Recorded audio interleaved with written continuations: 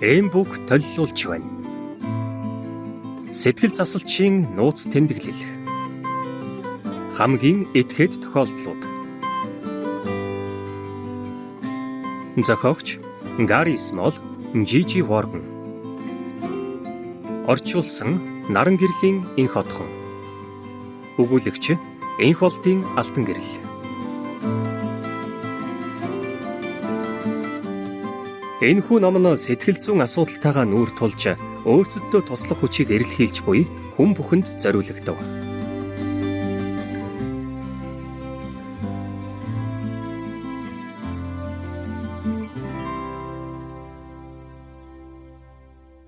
Толгой дээрээ зогсож буй нүцгэн охин. 1979 оны хавар. Сэтгцийн тасгийн дадлагжигч хэдэн эмч кофений өрөөнд үгийн сүлжээ бөглөөд талдаа орж байв. Тэр өдрийн мэргэжсэн эмч Майк Пирс байсан ба ээлжээ дуусгаад бууж байлаа. Хэдийн 11 цаг ажиллажхад байсан ч надад дахиад 13 цаг дутуу байв. Яг тэр мөчөд чанга яригчаар танил нэгэн дуу сонсогдов. Сэтгцийн 6 дугаарын өрөө рүү гэлээ. Хамгаалалтын ажилтнууд шинээр ирсэн ялангуяа ширүүн догшин зан авиртай өвчтнүүдийг шууд 6 дугаарын өрөө рүү оруулдаг ба өвчтөнг түгжээд ажигладаг байсан юм. 6 дугаарын өрөө чиний ээлж шүү Смол гэж Майк хэлв. Нөө тэглгүүдээ дуртай яа. Магадгүй чи 6 дугаарын өрөөг хүнд гэж бодож байгаа бах. Гэхдээ надад итгээрэй.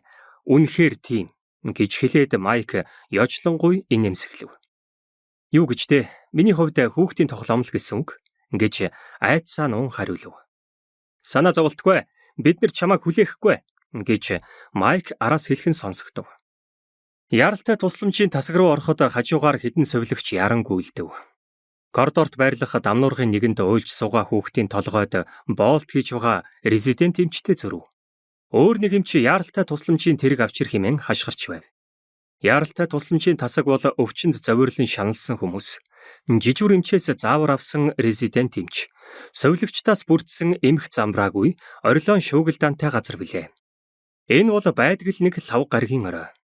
Зүрх минь түг зохилж байлаа. Шинэ өвчтөн үзнэ гэж сэтгэл хөөрч байсан ч бас их айж байв.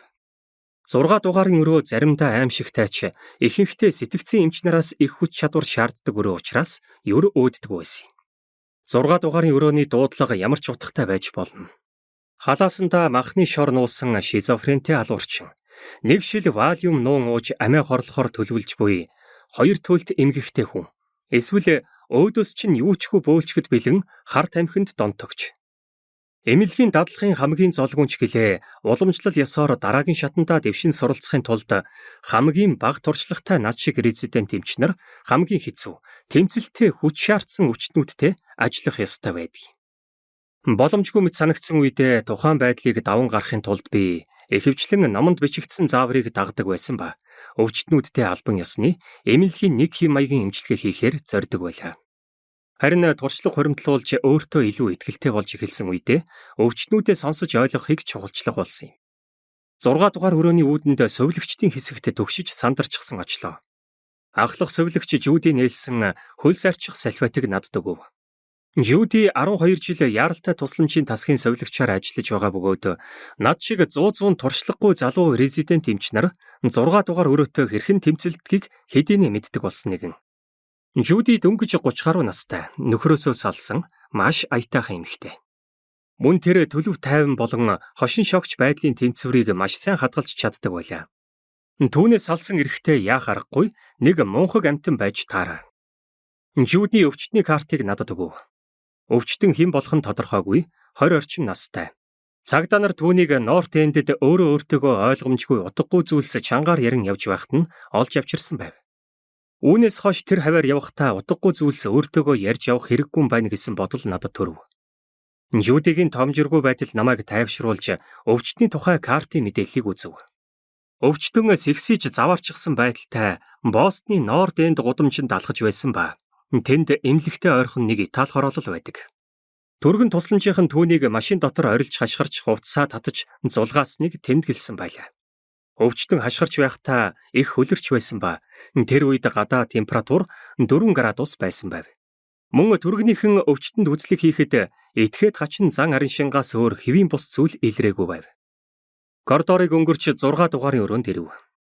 Бусад яаралтай тусламжийн үзэлгийн өрөөнүүдээс ялгагдах онцлог нь 6 дугаарын өрөө нь эмч додогш орохгүйгээр сэтгцийн өөрчлөлттэй өвчтөнг харж хянаж болох хаалган дээрээ онгойлгож болдог нэмэлт модон хавтан цонхтой байсан юм.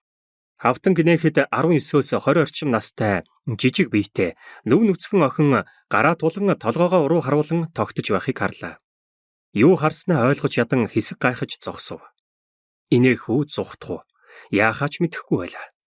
Хавтан хаахаас өмнө охиныг маш сайн тэнцвэртэйгээр гараа тулан толгой дээрээ тогтож байгааг л ажиглаж амжив. Эргэж хараад юу харснаа ойлгохыг хичээгээд коридорт байгаа өвчтнүүд болон дамнуургууд руу ширтэв.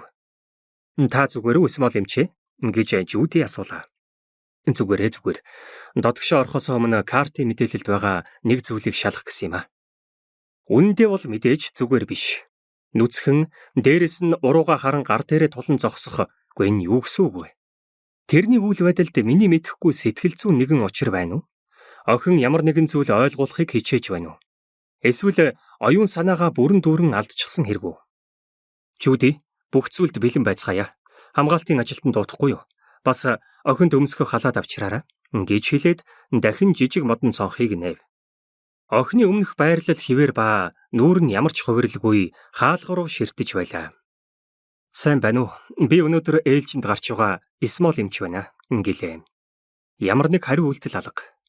Намайг сонсч байна уу? Додогшоо ороод чамаас хэдэн асуулт асуумаар байна. Бас л хариу үйлдэл байхгүй. Өрөөнд орохосоо айж байлаа. Энэ бүхнийг Жюди хараад зогсож байв.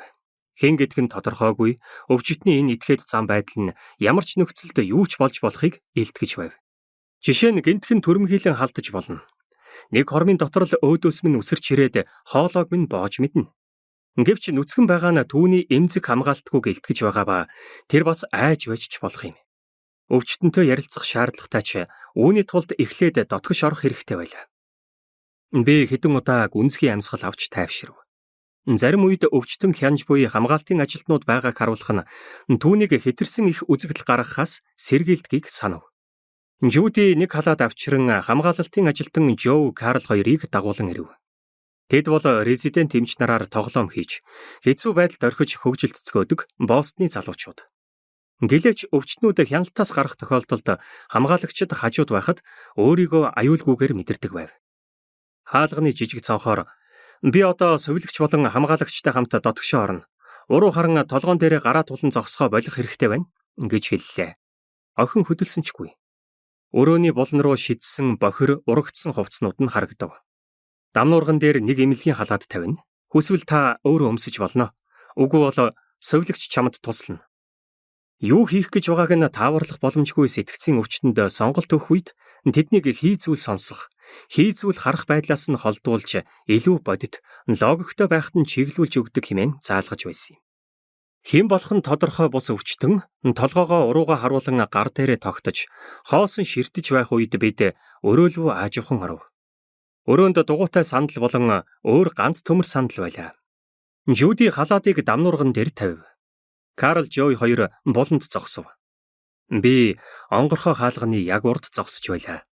Энэ бол өвчтөнг өрөөнөөс зүхтаалгахгүй байх урьдчилсан арга авч буй мэт боловч ухамсаргүйгээр эргэж хараад өөртөө зүхтах боломж хадгалж байгаагаа анзаарав.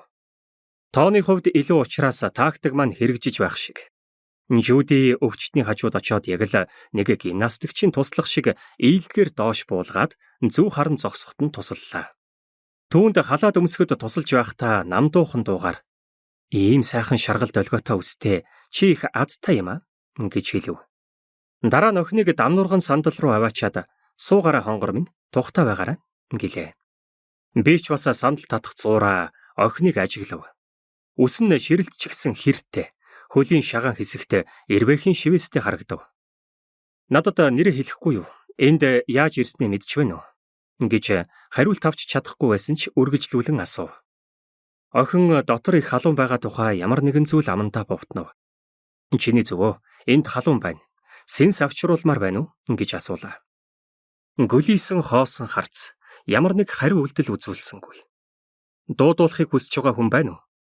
Охины зових хальт татганах шиг болоод одоо л нэг бодит зүйл ярих гэж байна гэж бодсон боловч юу ч ярьсангүй.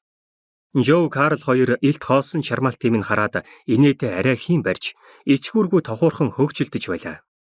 Жюди рүү харах зориг хүрэхгүй байв. Би цухалдаж эхлэв. Өвчтөнд тусламж үзүүлэхийг хичээж байгаа болохоос хамгаалагчдыг хөгжиж байгаа биш үү? Охиныг яриулахад чиглэсэн ямар нэгэн үр дүнгүй оролдлогууд минь сүүлдээ биеийн үзлэг болон хувирч судас барихаар бугууг нь татав. Гар нь хөлөрсөн, чихтэй байлаа. Өвдөг болон шагааг шалгахад булчин шүрмсний хариу үйлдэлүүд хэвийн байсан ба гар хөлийн хүчийг шалгах гэсэн ч хариу үйлдэл үзүүлсэнгүй. Эцэст нь баг зэрэг түргэссэн зүрхний цохилт, халуун зэрэгээс өөр физиологийн асуудал олж харсангүй байна. Энэ өдрийг хүртэл хэдэн зуун үзлэг хийсэн ба нэгэн ч энэ охин шиг этгээд хачин байгаагүй юм. Эмнэлгийн ажилтнуудын нүдэн дээр ажиллаж байгаа минь хангалтгүй байгаа шиг охины оюун санаач бас өөр нэг газарт байлаа. Охин надтай харилцаа үүсгээгүй учраас түүний алхааг харж шалгаж чадсангүй. Алхааг нь харж чадсан бол үзэлгээр олон төрлийн тархины асуудлыг илрүүлэх боломжтой байв. Тархины усчлалт, Паркинсон өвчний шинж тэмдгийг илрүүлж болох ч охин толгоогоо уруу харуулan зогсож байсан нь түүнд мэдрэлийн талын ямар нэгэн асуудал байхгүйг илтгэж байлаа. Охиныг бодит байдлаас тасарчихсан болохыг мэдэж байгаа ч ямар онш тавихаа мэдэхгүй би мэл гайхаж бодолцов. Хүмүүс хэд хэдэн шалтгааны улмаас бодит байдалтай холбогдох холбоогоо алдаж болдог. Зарим төрлийн архаг сэтгэл гутрал, стресс, гэмтэл, сэтгэлийн шарах хүнийг бодит ертөнцөөс түлхэж болох ба тухайн хүн бусад хүмүүсийн галзуу гэж хардаг гажуудсан оюун санааны нөхцөл байдал руу зүхтэн орж болдог. Гэвч солиорол сэтгцийн өвчний шинж тэмдгүүдэд эцсийн бүлэгтээ бие махбодын нэг шалтгаан байдаг. Мөн түүнчлэн эмнэлгийн дийлэнх яралтай тусламжийн нөхцлүүд нь эхэн үедээ зөвхөн сэтгцийн тавгүй илэрлүүдээр харагдаж болдог. Дэмэрэл, төөрөгдөл, сэтгэл гутрал, түгшүүр, солиорол эсвэл сандрах дайралт гэх мэт. Сэтгэл зүйн шинж тэмдгийн бие махбодын олон тооны шалтгааныг цээжлэхийн тулд нийтлэг тохиолддог эмгэгийг өөртөө нэг богиносгосон нэр бий болгон цээжилсэн юм. WHHIMP. Үсэг бүр нь дэмэрлийн эмнэл зүйн шалтгааны эхний үсгээс бүрдэнэ. W үсэг нь архаг архины хэрэглэнээс үүсдэг тархины гэмтэл болох Wernicke-ийн энцефалопат.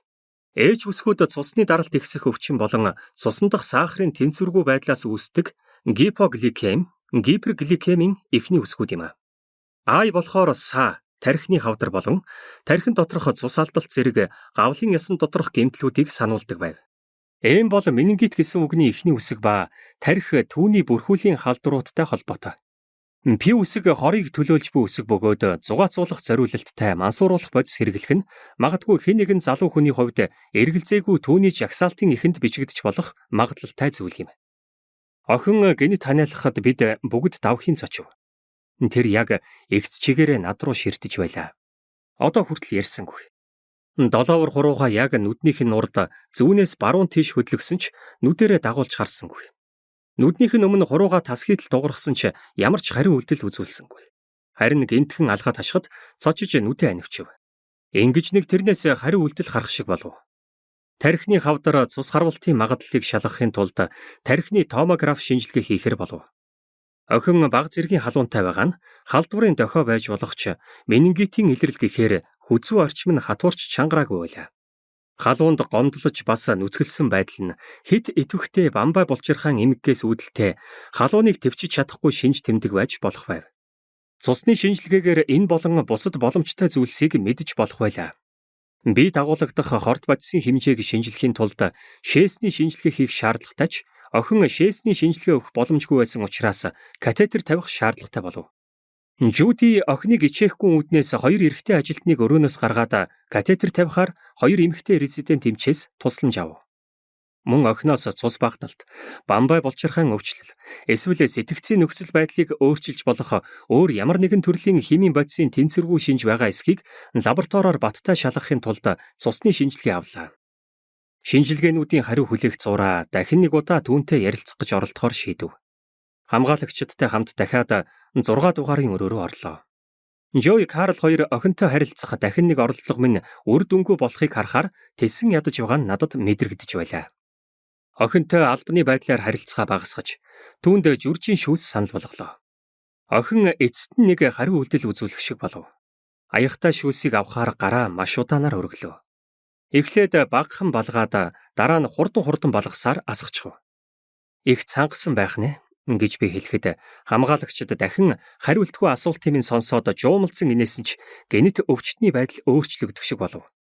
Хоосон гөлөрсөн харцсан сониучрахсан харц болчихов. Өрөөг ийш тийш хараад бие чангалан хөмсгөө зангидав. Одоо л нэг бүх зүйл зөв чиглэлтэй орсон мэт санагдаж илүү албаны өнгөөр яриагаа үргэлжлүүлв. Одоо ярилцаж болох байх гэж бодож байна гэлээ. Охин гинтхэн угсхийн хөдөлж хувцгүй шахуу байгаагаа анзаарав. Эмнэлгийн халаад түүний биеийг арай хийн халахалж байлаа. Би хаана байна? Чи хэн бэ? Юу болоод байна вэ? Гэж асуулаа. Багийнхныг гайхшруулж байгаагаа би мэдэрч байлаа. Яг тэр мөчөд ухаалаг шантрашгүй оновчтой гайхалтай ярилцлагын ур чадвараараа энэ зөрүүд нүцгэн охины асуудлын учрыг тайлж чадсантаа бардах хэрэгтэй санагдав. Сэтгэл засалчийн дүр бүтээсний хувьд дурдах ёстой нэг зүйл гэвэл дэмэрсэн, дуугүй охиныг энгийн нэгэн шиг яриулж чадсан учраас өөрөөрөө бахархах нь зүүн хэрэг.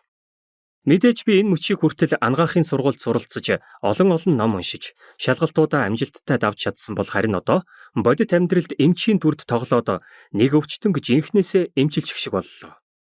Харамсалтай нь ярьсан зүйлүүдийн минь яг аль нь үүргээ гүйцэтгэж амжилттай болсныг мэдэхгүй байв. Охин аяга өгөөд дахиад гэж хэлв.